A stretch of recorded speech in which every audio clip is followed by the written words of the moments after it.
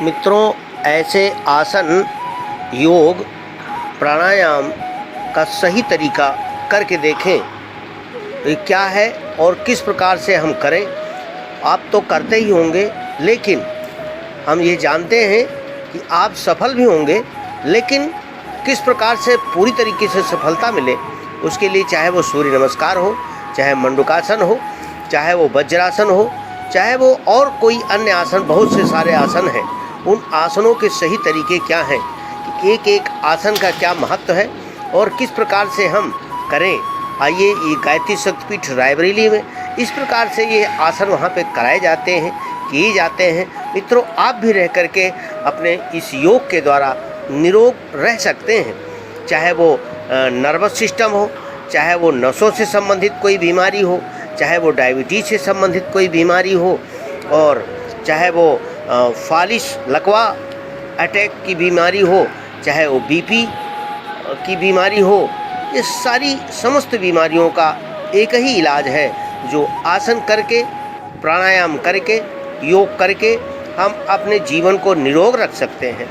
मित्रों, अगर हमारा जीवन निरोग नहीं रहेगा तो हम कोई भी कार्य सफलतापूर्वक नहीं कर सकते हैं।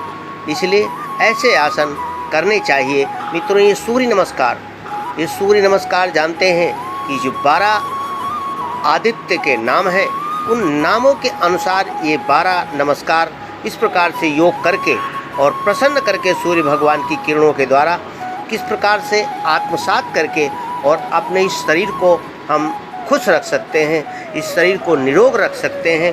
इसलिए ये ऐसे आसन करके देखें कि हमको सफलता मिलती है कि नहीं मिलती, और तब फिर आप कमेंट करके अवश्य बताइए। अगर आपके पैरों में, आपको जोड़ों में कोई दिक्कत है, आप चल नहीं पा रहे हैं, तो आप करके देखिए।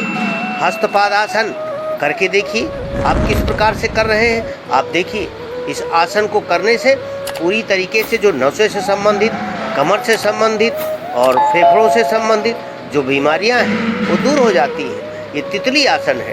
ये तितली आसन इस प्रकार से है कि आपके अंदर कोई भी बीमारी है, और बाथरूम से संबंधित कोई बीमारी है तो वो भी दूर हो जाएगी। इसलिए कमर से संबंधित बीमारी है तो इस प्रकार से भी दूर हो जाएगी। तो सारी बीमारियों का एक ही इलाज है, या आप करके देखेंगे तो आपको सफलता अवश्य मिलेगी। लेकिन अगर आप नहीं करेंगे तो फिर तो बिना किए हुए को कहीं कुछ मिल नहीं पाता है। तो उंगलियों से संबंधित जोड़ों के दर्द होते हैं, कोहनियों से संबंधित जोड़ों के दर्द होते हैं, कमर में और जांघ के जोड़ों में दर्द होता है। तो इन सब जोड़ों का इलाज जो है वो एक ही माध्यम है कि हम योग के माध्यम से, प्राणायाम के माध्यम से, अपनी श्वासों के माध्यम से, और उस परमात्मा की जो श्वास है परमात्मा ने मुझे दिया है, उसको हम किस प्रकार से ध्यान करके और उसको हम आत्मसात करके और सफलता प्राप्त कर सकते हैं। मित्रों, ये योग देखिए किस प्रकार से ज़मीन में अपने शरीर को चिपकाते हुए लगाया है। कोई भी कमर का आसन